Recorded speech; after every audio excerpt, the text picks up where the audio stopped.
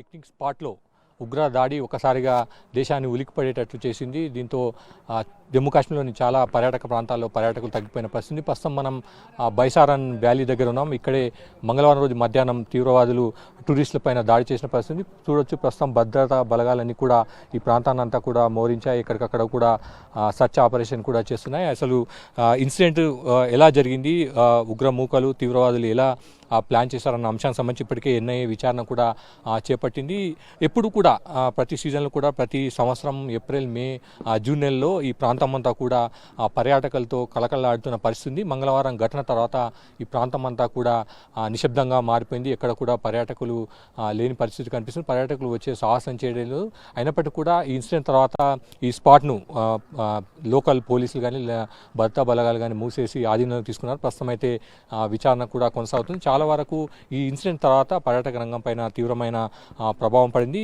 ఈ ఇన్సిడెంట్ తర్వాత కూడా భారత్ తీవ్ర స్థాయిలో చర్యలు కూడా మొదలుపెట్టింది. ఈ ఘటన వెనుక పాకిస్తాన్ హస్తం ఉందని బలంగా విశ్వసిస్తుంది. ఈ నేపథ్యంలో దౌత్యపరంగా కొన్ని కఠినమైన నిర్ణయాలు కూడా తీసుకున్న పరిస్థితి. ఇప్పటికే అనుమానితులకు సంబంధించి స్కెచెస్ విడుదల చేశారు. విచారణ కూడా కొనసాగుతుంది. జమ్మూ కాశ్మీర్ అంతా కూడా భద్రతా బలగాలు ఆధీనంలో తీసుకున్నాయి. మొత్తం అనుమానితుల ఎవరైతే ఉన్నారో వాళ్ళు సర్చ్ కొనసాగుతుంది. అనుమానితులను అదుపులోకి తీసుకొని విచారిస్తున్న పరిస్థితి. మంగళవారం ఇన్సిడెంట్ ఎక్కడైతే జరిగిందో ఆ ప్రాంతంలో ప్రస్తుతం మనం ఉన్న ఈ వ్యాలీ అంటే ఇది మినీ స్విట్జర్లాండ్గా చెప్తుంటారు. జమ్మూ కాశ్మీర్కి వచ్చిన పర్యాటకులు దాదాపు ఈ ప్రాంతంకి వచ్చి ఈ స్పాట్లో కొంతసేపు స్పెండ్ చేసిన తర్వాత వారంతా కూడా తమ పర్యటన ముగించుకొని వెళ్ళిపోతున్న పరిస్థితులు ఉన్నాయి. అయితే మంగళవారం ఘటన తర్వాత మాత్రం పరిస్థితి అందుకు భిన్నంగా మారిపోయిన పరిస్థితి. ఇప్పుడు ఈ ప్రాంతంలో భద్రతా బలగాల వాళ్ళే ఎక్కువగా కనిపిస్తున్న పరిస్థితి. మీడియా కూడా ఇక్కడ వచ్చి ఏం జరిగింది అని రిపోర్ట్ చేస్తున్నా చూడొచ్చు.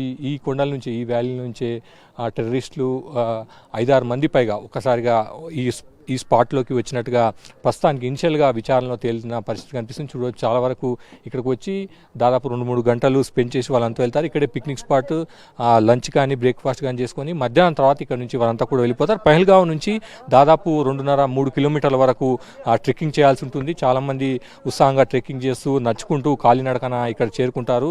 ఆ తర్వాత కొంతమంది ఇబ్బంది పడే వాళ్ళు మాత్రం గుర్రాలపైన వచ్చి ఇక్కడ ఈ స్పాట్ని అంతా కూడా ఆస్వాదించిన పరిస్థితి చూడొచ్చు. మంచు కొండలు కూడా కనిపిస్తాయి. ఈ స్పాట్ అందుకోసమే చాలా ఫేమస్ స్పాట్ అంటారు. దీన్ని మినీ స్విట్జర్లాండ్ కూడా అంటారు. మంచు కొండలు కూడా కనిపిస్తున్నాయి. ఈ వ్యాలీలోనే అంటే ఈ కొండల నుంచే వీటి నుంచే టెర్రరిస్టులు వచ్చారని అనుమానం వ్యక్తమవుతుంది. దీంట్లో నుంచి వచ్చి ఒకసారిగా టూరిస్టులను చుట్టుముట్టారు. దాదాపు 26 మంది పైగా చనిపోయారు. అదేవిధంగా 20 మంది తీవ్రంగా గాయపడ్డారు. వారందరూ కూడా ప్రస్తుతం ఆసుపత్రిలో ట్రీట్మెంట్ కూడా కొనసాగుతుంది. ఓవరాల్గా అయితే ఈ ఇన్సిడెంట్ తర్వాత కొంత ప్రభావం టూరిజం పైన పడినట్లు కనిపిస్తుంది. చాలా చోట్ల కూడా హోటల్స్, రెస్టారెంట్లు అన్నీ కూడా ఖాళీగా కనిపిస్తున్నాయి. చాలా వరకు అందరూ కూడా వెనక్కి వెళ్ళిపోతున్నారు. టూరిస్టులు అంతా కూడా కొంత భయానికి గురయ్యారు. అయితే కేంద్ర ప్రభుత్వం కానీ రాష్ట్ర ప్రభుత్వాలు కానీ కొంత ధైర్యం నింపే ప్రయత్నం చేస్తున్నారు. టూరిస్టులు ఆత్మస్థైర్యం నింపే ప్రయత్నం చేస్తున్నారు. ఎటువంటి ఇబ్బంది రాకుండా చర్యలు తీసుకుంటామన్న హామీని ఇచ్చే ప్రయత్నం చేస్తున్నారు. అయినప్పటికీ కూడా ఇన్సిడెంట్ జరిగి 2-3 రోజులు అవుతుంది కాబట్టి చాలా వరకు ఇక్కడికి వచ్చేందుకు జంకుతున్న పరిస్థితి. ఉన్నవాళ్ళు మాత్రం వీలైనంత తొందరగా వాళ్ళ పర్యటనను తొందరగా ముగించుకుని వెళ్ళిపోయిన పరిస్థితి. ఇక్కడే ఒకసారిగా టూరిస్టులందరినీ కూడా చుట్టుముట్టారు, కాల్పులు జరిపిన పరిస్థితి. దాంతో అంతా కూడా ఇక్కడే ఏం చేయాలో పాలుపోకాలంతా కూడా చనిపోయిన పరిస్థితి.